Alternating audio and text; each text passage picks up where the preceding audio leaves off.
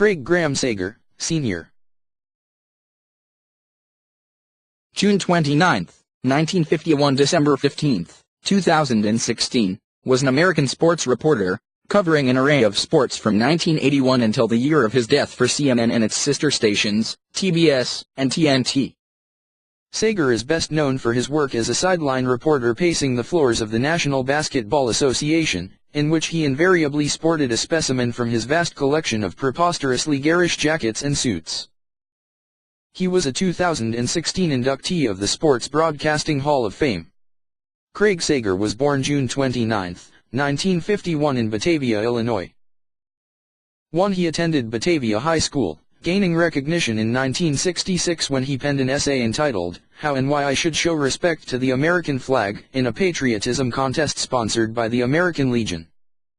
Sager's winning essay was published in the Congressional Record and drew editorial accolades from conservative newspapers around the country for his declaration that he was an untypical teen of the silent majority that was not part of any protest movement and happy we were born in America and not in Havana, Moscow, or Peiping. 2.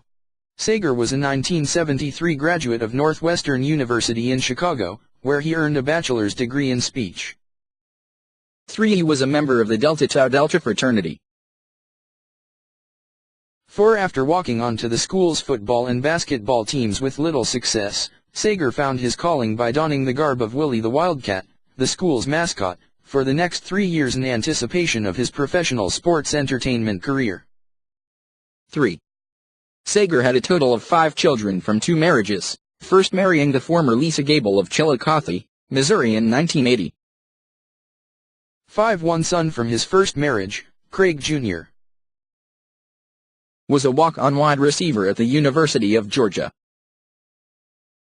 Education and personal life. Craig Sager was born June 29, 1951 in Batavia, Illinois. 1. He attended Batavia High School, gaining recognition in 1966 when he penned an essay entitled "How and Why I Should Show Respect to the American Flag" in a patriotism contest sponsored by the American Legion.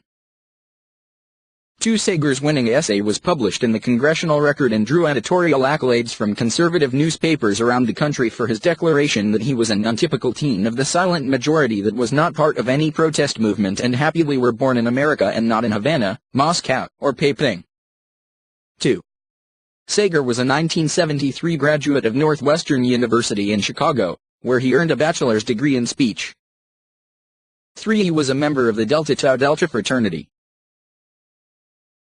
4. After walking onto the school's football and basketball teams with little success, Sager found his calling by donning the garb of Willie the Wildcat, the school's mascot, for the next 3 years in anticipation of his professional sports entertainment career. 3. Sager had a total of 5 children from 2 marriages, first marrying the former Lisa Gabel of Chillicothe, Missouri in 1980. 5. One son from his first marriage, Craig Jr. was a walk-on wide receiver at the University of Georgia. Career. Early career. Sager began his career as a reporter for WXLT, now WWSB-Channel 40, in Sarasota, Florida. He worked as a radio news director in 1974, making $95 a week for his efforts, a paltry sum for which he was supplemented in part by his access to sports events. 6. Sager was in Atlanta and dodged security to be on the field on April 8, 1974, when slugger Hank Aaron had his record-breaking 715th home run brashly seeking to interview the superstar at home plate amidst mass fan pandemonium. 7. In 1978 Sager joined KMBC Channel 9 in Kansas City, Missouri, where he broadcast Kansas City Royals spring training games and Kansas City Chiefs preseason games during the 1970s.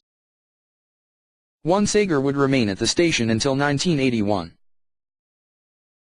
1. The young reporter was later remembered by Major League Baseball Hall of Famer George Brett from an encounter at spring training as a tireless worker who would set up and focus the camera before conducting his own interview, essentially becoming a one-man crew. 1. Cable News Network and Turner Sports. Sager handled the first live remote report by CNN from the 1980 baseball playoffs and joined the network full-time in 1981. 3. While at Sager was co-anchored the network's CNN Sports Tonight shows, winning a Cable Ace Award for his efforts in 1985. 3. Sager also served as the anchor of college football scoreboard on CNN's sports-oriented sister network, TBS, from 1982 to 1985. 3. In 1987, Sager moved to work full-time at the TBS division, first hosting a 30-minute Sunday night program called The Core's Sports Page 5, as well as handling halftime reports of the Atlanta Hawks games shown on the network.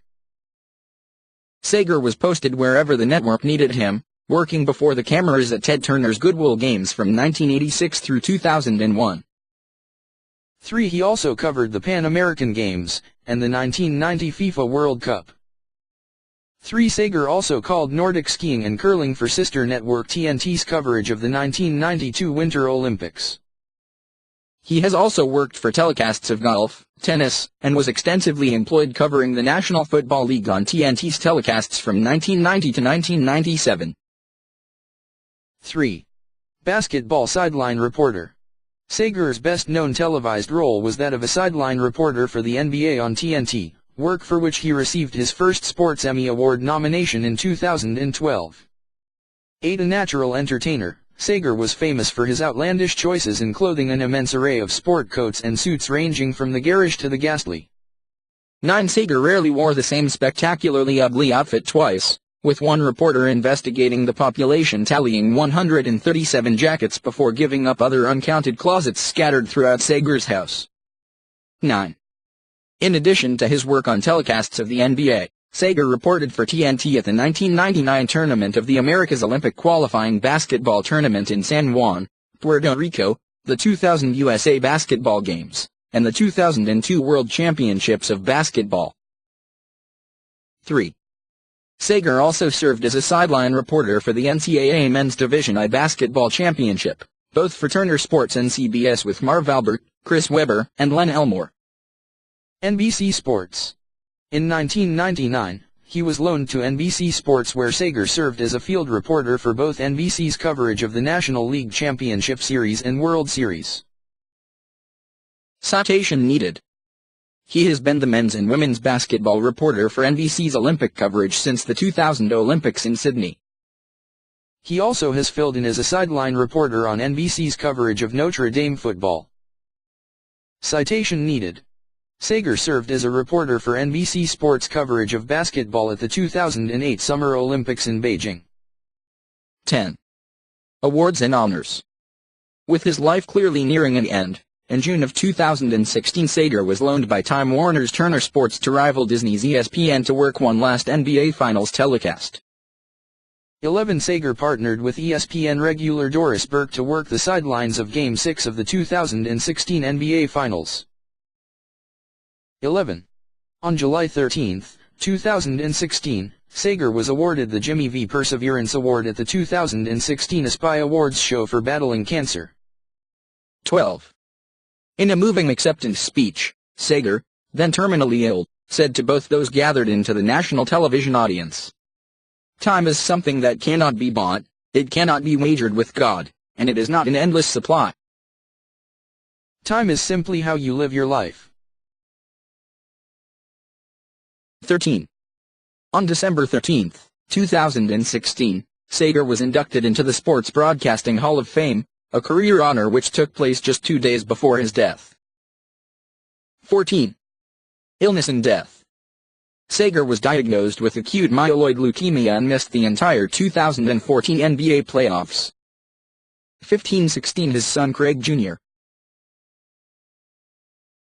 was deemed a match for bone marrow transplant, and Sager underwent the treatment, pushing his cancer into remission. 17. On April 20, 2014, Sager's son Craig Jr. did the sideline interview with San Antonio Spurs coach Greg Popovich between the third and fourth quarters of the 2014 NBA playoffs first round against the Dallas Mavericks to air a special get-well message to Sager. The NBA on TNT crew did a special tribute to Sager as well, wearing suits similar to Sager from the past. Citation needed. On the same day during the between quarters interview segments, all coaches gave get-well messages to Sager. 18. In late March 2016, Sager announced his leukemia had returned. 19. It was also announced that doctors had told him that he had 3 to 6 months to live without treatment. Sager ultimately endured the process for a third time through the gift of marrow from an anonymous donor. 20. Sager died on December 15, 2016, at the age of 65. 21. He was memorialized during that evening's broadcast of a game between the Milwaukee Bucks and the Chicago Bulls on the Inside the NBA pregame show, with players of each team wearing tribute t-shirts during warm-ups designed to look like one of Sager's signature gaudy suits. 22. Sager was lauded for his expertise and courage by his friendly nemesis, head coach Greg Popovich of the San Antonio Spurs, in a statement before the Spurs' December 15 game. 23. Popovich told the assembled media, "To talk about Sager being a professional or good at what he did is a tremendous understatement.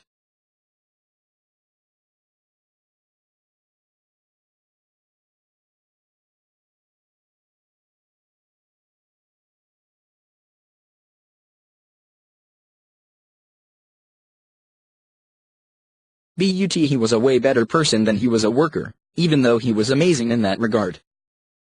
He loved people, he enjoyed pre-game, during games, post-game he loved all the people around it, and everybody felt that."